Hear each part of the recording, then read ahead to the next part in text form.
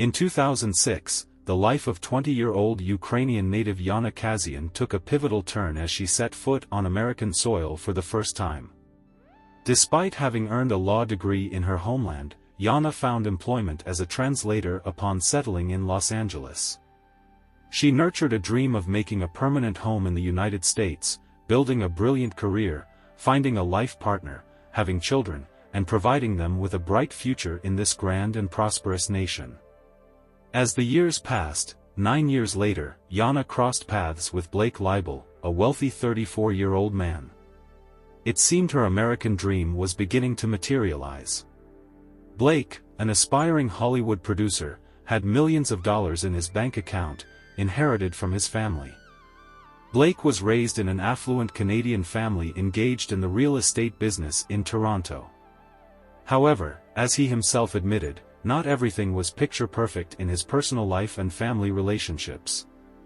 His father favored his older brother Cody, which stirred feelings of jealousy and anger in Blake. Cody followed in his father's footsteps, also involved in real estate, and owned recording studios. The wealth of the Leibel family traces back to the grandfather's generation. Blake's maternal grandfather founded an empire in the plastic manufacturing industry, while his paternal grandfather was an influential real estate developer in Toronto. Despite this, Blake's parents divorced. Cody, the older son, stayed with his father, while Blake moved in with his mother. The year 2011 brought sad news: Blake's mother passed away. It was then that a battle over the multi-million-dollar inheritance erupted between the father and sons. It was a time when Blake's relationship with his father significantly deteriorated. In total, the assets left by the mother were valued at $12 million. Blake received less than half of this sum. After that, at the age of 30, Blake decided to move to Hollywood to try his hand at directing and producing. Many people treated him condescendingly, seeing him only as a rich boy playing with his father's money. Most partners did not take him seriously. However, there were those who saw diligence and dedication in him. Blake immersed himself in creating projects, dreaming of conquering the directorial Olympus. He made a low-budget film called Foxes, College Students, about a student who tried to raise money for a hair transplant by creating a website featuring photos of female students. Blake also worked on an animated series, Spaceballs, based on the Mel Brooks movie. But his most ambitious project was the graphic novel, Syndrome, which he hoped to turn into a TV show. Blake's wealth and ambition attracted beautiful women like a magnet. In 2006, his chosen one was model Amanda Brown, who soon married him. The couple settled in a luxurious mansion in Beverly Hills. Amanda adored lavish parties and constantly dragged Blake along, although he preferred a quiet home life reading comics. By nature, he was more of a homebody. Shortly after the wedding, the couple had a son. In 2015, Amanda became pregnant for the second time, but suddenly Blake declared his desire for a divorce. His heart was captivated by another, Ukrainian Yana Kasyan. Blake openly confessed to Yana that it was over with his wife. A passionate romance ignited between them. The lovers traveled a lot, vacationed, and enjoyed dates. Blake gifted his beloved a luxurious Mercedes. Soon they moved to an apartment in West Hollywood and began living together. A few months later, Yana discovered she was pregnant. Blake assured her that he had already started the divorce process with his wife and was almost free. He proposed to Yana, and she felt on top of the world with happiness. To meet her future son-in-law, who had declared his intention to marry her daughter, Yana's mother Olga Kasyan flew to America. She also wanted to be there to help her daughter with the baby. And so the couple had a baby girl, Diana. Yana and Blake did not hide their happiness. The man surrounded his fiancée with care and affection. He constantly kissed Yana and even mastered the Russian phrase, "my love." But behind this idyllic facade hid Blake's greatest fear, the fear of losing everything. He often wrote to his friend that his brother Cody was up to his ears in debt due to his participation in poker games with Russian mafiosi. Blake trembled for his own safety and the safety of his family. Unlike his younger brother, Cody Leibel lived life to the fullest. He loved fast driving and overall led a tumultuous lifestyle. He appeared in public much more often than Blake. Indeed, Cody participated in high-stakes poker games with other wealthy individuals and members of the Russian mafia. Rumors reached Blake that his brother had lost over $1 million and had to repay this debt. This thought haunted him, as people involved in gambling could pose a deadly threat. At that time, Blake was still officially married to Amanda, but was already living with Yana and their daughter. Moreover, he was secretly seeing another woman. In mid-May 2016, this mistress, Constance, accused Leibel of committed on her birthday in her own home. Blake was detained, arrested, and taken into custody. He had to tell Yana about it. During the investigation, Blake was released, but in Yana's eyes, the perfect image of their family shattered. However, the girl did not want to lose him. She asked her mother Olga to take little Diana and vacate their apartment. Blake rented them a place 3 kilometers away from him. Yana left her daughter and focused exclusively on her relationship with Leibel. By the way, at that point, the man had already lost interest in the child. Blake began demanding intimacy from Yana, threatening to go to another woman. But she had not yet recovered from the cesarean section and refused him. In response, the man began controlling her every move and behaved extremely domineeringly. Olga Kasyan begged her daughter to leave Blake and move in with them and her granddaughter. On May 23, 2016, Yana went shopping with her mother. Suddenly she started receiving messages from Blake. Her face instantly changed and she said she urgently needed to go to him. Yana left. The next day, her mother could not reach her by phone. Olga felt uneasy. The woman recounted. "I had a feeling that something was wrong. I called my daughter 6 times, but there was no answer."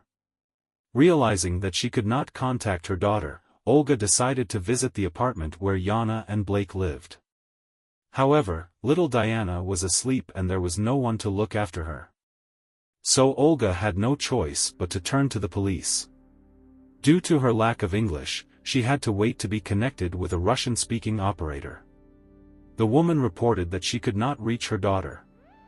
The operator accepted the call, but the police were in no hurry to take any action. The next morning, Olga, together with a friend, took a taxi to the house where Yana and Blake lived. They drove up to the gated residential complex. As the women ran around the building trying to see Blake's apartment windows, they noticed his silhouette by the windowpane. Taking advantage of the opportunity when one of the residents was leaving through the gate, Olga and her friend managed to slip inside. Climbing to the 3rd floor, they persistently knocked on the door and rang the doorbell, but no one answered. Dialing 911 again, the women pleaded for help. The police arrived quickly, but without obvious signs of danger, such as screams from the apartment. They had no right to break in. Attempts to contact Blake were in vain. He did not answer the calls. Eventually, the police left him a voice message. "Hello, this message is for Blake Leibel. This is the West Hollywood Sheriff's Department. We are outside your apartment and we need to speak with you immediately, sir." But no response came. After standing at the door for several hours, the police left. A confused Olga did not know what to do next. There was no point in staying put, but she could not abandon tiny Diana, who was left with Olga's friend 3 kilometers away. On Thursday morning, the indefatigable Olga returned to the apartment door and once again begged the police to intervene. "I want the police to come and free my daughter," she shouted into the phone. This time, law enforcement agreed that it was necessary to enter the apartment, because given Yana's recent childbirth, there was a risk of health problems. The police insisted that Olga wait outside. Descending from the 3rd floor, the woman sat down on the sidewalk. Meanwhile, the officers tried to unlock the door with the keys provided by the building manager, but it turned out that Blake had installed additional locks. They had to resort to more drastic measures and break down the door. Calling out for Blake, the police entered the apartment, but no one responded. The first thing that caught their eye was the mess. The doors from the hallway to the 2 bedrooms were locked and coded. They had to take them off the hinges. Entering the guest bedroom, they saw bloody traces. Blake once again ignored their calls. Heading to the master bedroom, the police encountered locked doors, piled with a heap of things. When they tried to open them, the contents began to collapse right on top of them. From the bedroom came Blake's scream, who declared that he would not come out because he was not at home. Later, he did call a friend, who convinced him to come out. After some time, Blake unlocked the door and appeared before the police in his underwear. By that time, detectives had already arrived at the apartment. Going inside, they found bloodstains on the headboard of the bed in the guest bedroom. On the wall was a large crimson stain that someone had tried to wipe away. And then a horrific sight opened before their eyes, Yana's lifeless body. The girl lay covered with a blanket up to her chin. A Mickey Mouse doll swayed above the bed. The injuries inflicted on Yana were shocking in their cruelty. Her scalp had been removed. The unnatural pallor of her skin indicated massive blood loss. Such atrocity could only be committed by a true sadist. Blake's face had scratches and bruises, and his arm bore bite marks. It became evident that Yana had fought for her life. During the search, the police found Blake's pants, in the pocket of which lay his passport and a considerable sum of money. The detective suspected that he planned to get rid of the body, cover his tracks, and escape to his native Canada. Blake was arrested and handcuffed. At this point, Olga entered the building and saw him being led out. The woman burst into tears, asking about her daughter. She was told the terrible news: Yana was dead. Olga was not allowed into the apartment. Just look at this frame. In the arrest photo, Blake Leibel, with scratches and bruises on his face, is smiling enigmatically. During the interrogation, he denied his involvement in his fiancée's death. He did not provide any comprehensible explanations for what happened in his apartment. Blake's only phrase was, "Science will tell you who did it." And so it happened. Experts thoroughly examined the crime scene and concluded that the killer had made great efforts to hide the traces of blood. Using a special solution and additional lighting, they were able to detect not only bloodstains but also streaks from cleaning agents. With the naked eye, one could see the bloodied bedding in the living room, but thanks to professional equipment, it became clear that evidence was scattered practically all over the floor. The experts did not overlook the bathroom either. Putting all the facts together, the detectives realized that the crime was committed in different rooms of the apartment. It lasted a long time and caused the victim excruciating suffering. Yana was tormented for about 8 hours. There was practically no blood left in her body, which explained the excessive pallor of her skin. Blake made every effort to wipe away all traces with cleaning agents. However, neither the agents themselves, nor the bedding, nor Yana's clothing were found in the apartment. Searching the trash cans, the police came across a blanket with a handprint missing part of the little finger. It later turned out that Blake was missing a phalanx of his right little finger. All the evidence unequivocally pointed to the fact that it was Blake who brutally murdered Yana. There were no other suspects in the case. The crime had nothing to do with the Russian mafia or Blake's jealous girlfriends. An analysis of the man's blood revealed traces of prohibited substances, but the motives for his action remained a mystery. The detectives had to work hard to find answers to this question. During the interrogation, Blake admitted that he had never been popular with women. He implied that it was money that attracted mistresses to him, not his personal qualities. The detectives speculated that Yana had refused him intimacy, and Blake could not come to terms with it. Trying to delve deeper into his past, the police looked for people who had known Blake since childhood. They questioned family members, school friends, teachers, ex-wife, mistress, and friends. However, none of them dared to openly talk about Blake. It was difficult for everyone to believe that he was capable of such a horrible crime. A forensic psychologist concluded that Blake did not suffer from mental disorders. In his opinion, growing up in a wealthy family and strained relations with his father formed Leibel's irresistible need to control women and dominate them. The psychologist believed that Blake was used to getting what he wanted at any cost. Moreover, deep down he harbored dreadful fantasies. When Yana's behavior provoked rage in him, these secret horrors burst out. When the police familiarized themselves with Blake's graphic novel, Syndrome, they were shocked by what they saw. On the cover was a doll with a scalp removed, and the contents of the book hid even more terrifying details.